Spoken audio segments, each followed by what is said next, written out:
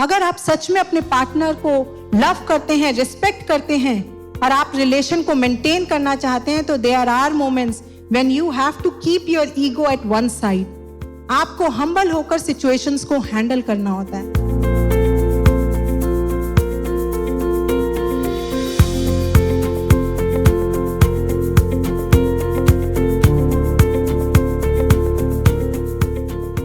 I see a very heterogeneous group here.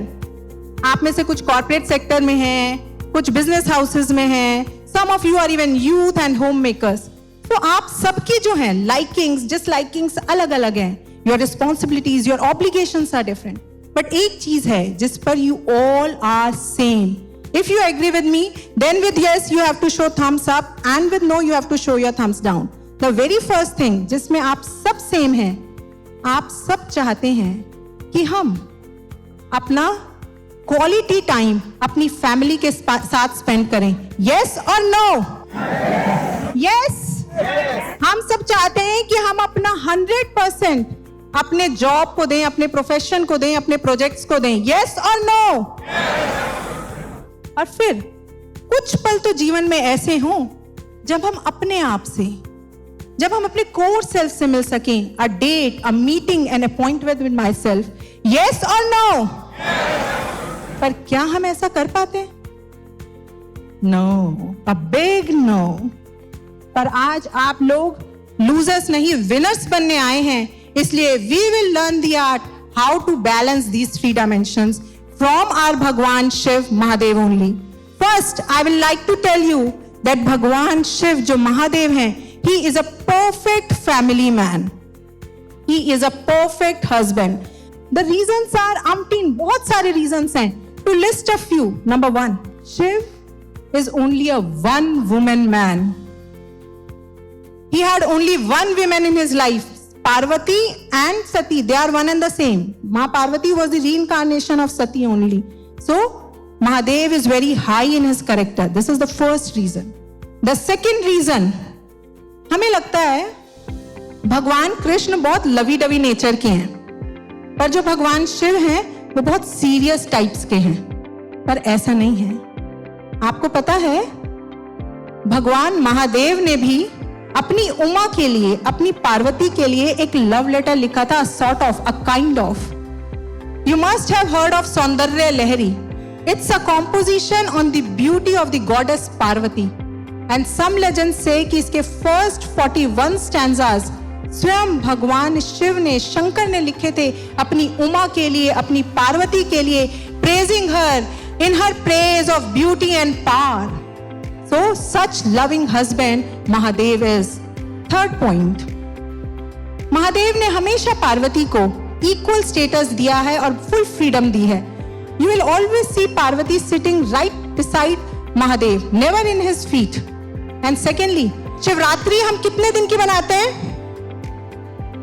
1 दिन की। और नवरात्रे कितने बनाते हैं? 9 दिन के। तो means he has given more status to Mar Parvati. And the last point which I want to share, suppose assume कीजिए कि आपकी वाइफ को बहुत गुस्सा आ गया, इतना गुस्सा that she has become violent. तो आप उनको कंट्रोल करने के लिए थोड़े एफर्ट्स करते हैं, कूल डाउन करने के एफर्ट्स करते हैं। बट अगर वो नहीं मानती, then you go in another room, seclude yourself and busy yourself in phone और टीवी। बट जब माँ पार्वती को गुस्सा आता है, इतना गुस्सा आता है, she becomes violent and she takes the form of काली। तो महादेव क्या करते हैं? वो उन्हें इग्नोर कर समाधि में बैठ जाते हैं। वो उनसे भी ज्यादा रुद्र रूप धारण कर लेते हैं। और look at the screens. Mahadev is lying under the feet of Ma Parvati. This is the symbolic representation. अगर आप सच में अपने पार्टनर को लव करते हैं, रिस्पेक्ट करते हैं और आप रिलेशन को मेंटेन करना चाहते हैं, तो there are moments when you have to keep your ego at one side. आपको हम्बल होकर सिचुएशंस को हैंडल करना होता है। This is the mantra that he is giving. Now let's talk about the second dimension, professional dimension. तो ब्रह्मा जी को task मिला है क्रिएशन का, विष्णु जी को मिला है प्रिजर्वेशन का, महादेव को किसका टास्क मिला है? डिस्ट्रक्शन। तो somebody asked महर्षि औरबिंदो कि मुझे ये बात समझ नहीं आती कि आपके यहाँ ब्रह्मा जो क्रिएटर हैं, I can hardly find his temples, and Mahadev who is the destructor, I can find his temples in every नुक एंड कॉर्नर। उनके करोड़ों भक्त हैं, ऐसा कैसे? How it is? तो क्या कहा? This shows with how much perfection Mahadev does his profession. वो अपने डिस्ट्रक्शन के टास्क को भी इतनी ब्यूटी के साथ करते हैं, इतनी ग्रेस के साथ करते हैं, that he has become the most adorable deity. But have you ever observed कि जब भगवान तांडव करते हैं तो साथ में डमरू जरूर बजाते हैं, and this डमरू is symbolic of what? ये जो डमरू है, this is symbolic of cosmos, ये यूनिवर्स को सिंबलाइज करता है। देखिए, this is the expanded part and now this is collapsing, then again it re-expands and then again from expansion it collapses and re-expands, means pralay srijan, pralay srijan, an eternal cycle of destruction and construction. Thank you sister. So भगवान के प्रलय में भी सृजन के बीज होते हैं, and that is known as positive destruction, और तभी हमारे भगवान महादेव यूनिक हैं and the most adorable deity. So far so good. आप कहेंगे कि ठीक है, ये तो भगवान बहुत ही विराट स्तर पर मैक्रोकॉस्मिक लेवल पर करते हैं, पर हमारे जीवन में ऐसा क्या डिस्ट्रॉय करते हैं, क्या डिस्ट्रक्ट करते हैं that benefits us? Now see on your screens, this is the Rudra form of Shiv and he is aiming at deer. और डियर किसको सिंबलाइज करता है? माइंड को। जैसे डियर चंचल है, हिरन चंचल होता है, ऐसे ही हमारा जो मन है, माइंड है, it is full of negativities, thoughts, तेरा मेरा, हेट्रेड, जेलसी। तो भगवान as Rudra aims at this mind, but the story ends here? No, the second part of the story is seen in this picture. Can you see the deer? Deer दिख रहा है आपको? Is it alive और dead? Alive है और dead है? Alive है। And what's the position? Held high up in the sky. यही तो ब्यूटी है हमारे महादेव की। उन्होंने डियर का शिकार किया पर उसे मारा नहीं, उसे अपने हाथों में लेकर इतना ऊंचा उठा दिया, इतना ऊंचा उठा दिया।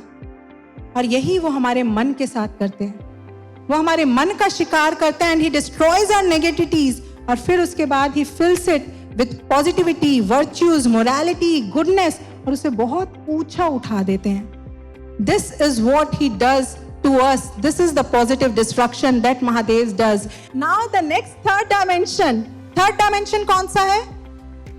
Spiritual dimension. भगवान शिव ने अपनी maximum time, maximum energy, maximum weightage अपने ध्यान को, अपनी साधना को, अपनी मेडिटेशन को दी है। आप देखेंगे उनका जो सबसे कॉमन पोज है वो उनका साधना पोज है, isn't it? तो भगवान शिव हमें यही समझाते हैं कि यू शुड ग्रो स्पिरिचुअली। अगर आप स्पिरिचुअल डायमेंशन पे ग्रो करेंगे तो फिजिकल और प्रोफेशनल, इन दोनों डायमेंशन पर ग्रोथ अपने आप होगी। एंड इफ यू नो, जितने भी साउथ के एंशिएंट टेम्पल्स हैं, प्राचीन से प्राचीन मंदिर हैं, उनमें आप एक फोटो देखेंगे। Please show the photo on the screen. ये फोटो जो है भगवान शिव और पार्वती की है, बहुत एंशिएंट है, बहुत, और सारी एंशिएंट टेम्पल्स में ये मिलती है। तो आप इसमें एक स्पेशलिटी देखेंगे, जो पार्वती माँ है, she is holding a mirror. Can you spot out? She is holding a mirror, but what's the difference? इसमें कोडेड मैसेज क्या है? Parvati ji is not looking at the mirror, वो अपना फेस नहीं देख रही है मिरर में। Then why she is holding the mirror?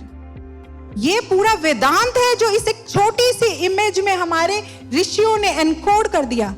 She is holding a mirror at an angle, और इस एंगल पर पकड़ा हुआ है कि भगवान शंकर का फेस उसमें रिफ्लेक्ट हो रहा है। इस एंगल पर पकड़ा है कि शंकर का फेस रिफ्लेक्ट हो रहा है पार्वती माँ के हाथ में जो मिरर है उसमें। Now what is the message? We all are souls like Parvati, and this denotes our materialistic self, our gross self, our worldly self। और ये जो हमारा इन्होंने मिरर पकड़ा है, ये किसको डिनोट करता है? हमारे मन को। अगर हम इस मिरर को अपनी तरफ फेस करते हैं, अगर पार्वती से अपनी तरफ फेस कर लेती तो इसमें क्या रिफ्लेक्ट होता? हमारा वर्ल्डली सेल्फ, हमारे वर्ल्डली थॉट्स, हमारी मटेरियलिस्टिक डिजायर्स, और जब वो रिफ्लेक्ट होती हैं तो क्या होता है? पेन होता है, एंजाइटी होती है, स्ट्रेस होता है, डिप्रेशन होता है, आपको स्लीपिंग पिल्स लेकर सोना पड़ता है।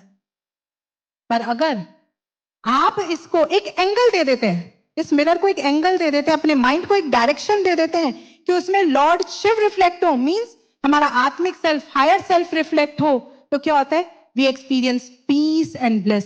सो this is the message I want to live with, कि आप सब थ्रू मेडिटेशन, थ्रू साधना अपने मन को ये एंगल देना सीखें, which Divya Jyoti Jagriti Sansthan under the holy guidance of Shri Ashutosh Maharaj ji teaches you, कि आप कैसे अपने मन को ये एंगल दे सकते हैं कि always Shiv reflects in your heart. And this is the message that we all should imbibe today and pray our almighty Mahadev कि भगवान जैसे आप epitome of perfection हैं in all the 3 dimensions, at least हम आपके भक्त should strike a balance. With this, I take your leave. Thank you very much for being such a lovely and participative audience. Thank you very much.